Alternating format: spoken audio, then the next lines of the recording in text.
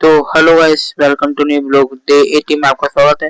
तो आज सबसे पहले काम तो मेरा दुकान का ये था ना कि इतना कुछ सामान निकालना था, ठीक। तो ये पूरा निकाल लेते हैं, फिर आपके से मिलते हैं। तो निकाल लेते हैं पहले, ठीक ना। तो पहले निकाल लेता हूँ, कोई कस्टमर आता है तो बताता हूँ। फिर इस बीच में एक कस्टमर आए थे जिनका वहाँ वो गाड़ी खड़ा है, ठीक। तो ये पूरा सामान निकल गया, दिखा दे रहा हूँ आपको कि जितना सामान आया है, ठीक। तो फिर ये जो पहले जी आपको दिख रहा ना, इसको मुझे तो डालना था, लेकिन पता चला ये पहले जी हम लोग का नहीं है, गुड डे आता है इसकी जगह। तो ये सब कल करेंगे, ठीक ना, जो होगा। और शाम भी हो गया था, इसको कल ही करेंगे जो होगा इसका। और शाम भी हो गया था, और लाइट भी यहाँ पर नहीं है, तो शाम हो गया है। मैं सोचा पहले झाड़ू मार दे रहे हैं, तो झाड़ू भी मार दिया हूँ और पानी भी डाल दिया हूँ।